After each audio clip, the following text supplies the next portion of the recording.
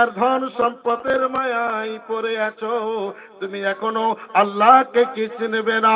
তুমি আজ পর্যন্ত কখনো আল্লাহকে সিজদা করনি, তুমি আজ পর্যন্ত কখনো আল্লাহর পথে চলনি, তাহলে তুমি এখনো পর্যন্ত দুনিয়ার মুহাব্বতের মধ্যে পড়ে রয়েছো। ওগো আল্লাহর বান্দা, তুমি কি জানো তোমার কাছে আর মাত্র 40টা দিন সময় রয়েছে? একবার জোরে বলুন না সুবহানাল্লাহ। তোমরা কি এখনো তুমি কি আল্লাহকে চিনবে না? আর মাত্র 40টা দিন তোমার কাছে সময় রয়েছে। ইসরাইল ফেরেশতা বলেন, ইয়া রাসূলুল্লাহ,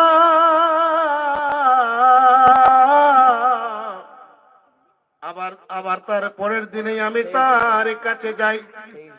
আমি যাওয়ার পরে বলি, ওগো আল্লাহর বান্দা, তুমি এখনো কি আল্লাহকে আল্লাহ বলে ডাকবে না?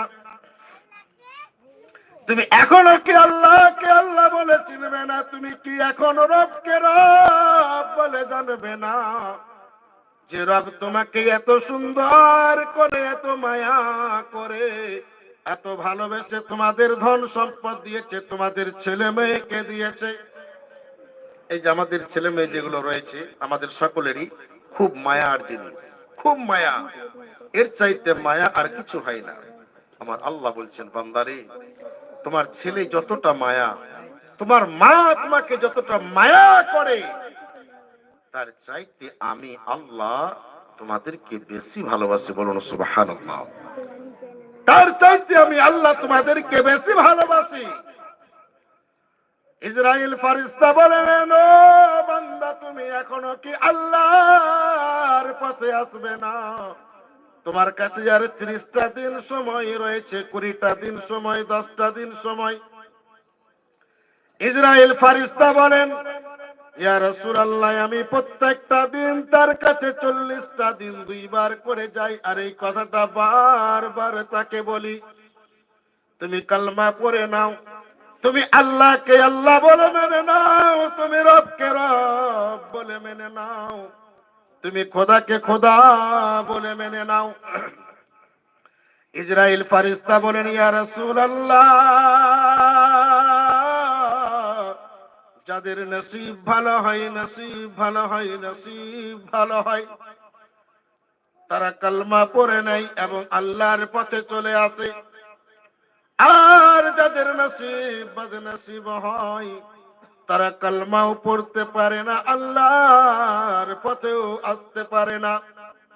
কিন্তু আমি 40টা দিন তার বাড়িতে গিয়ে তাকে চেষ্টা করি, যাতে তারা খোদাকে খোদা বলে মেনে নেয়। কিন্তু আমরা যে মানুষ বলছি, হঠাৎ করে মারা যায়, হঠাৎ করে কেউ মারা যায় না। আমাদের মরণের লিস্ট আগে ইসরাইল ফেরেশতার হাতে আল্লাহ পৌঁছে দেয়, যে এই মানুষের জান তোমাকে 40 দিন পরে কবজা করতে হবে। আজকে আমরা যে এতজন ব্যক্তি এখানে হাজির হয়েছি, কিসের জন্য? দোয়া। আর দোয়া ও মুখুল ইবাদ, দোয়া হচ্ছে সমস্ত ইবাদতের মগজ।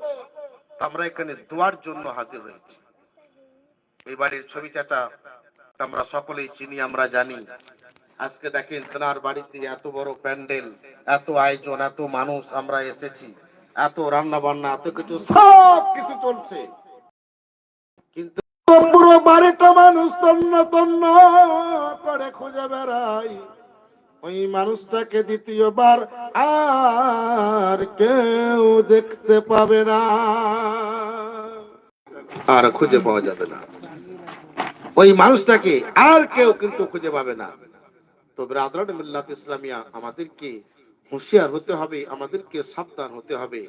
আর যারা আমরা এখন দুনিয়ার বুকে না মুহাম্মদ, নারে তাকবীর, নারে রিসালাত, নারে রিসালাত, মাসলাকে আলা হযরত, মাসলাকে আলা হযরত, নারে তাকবীর, নারে রিসালাত।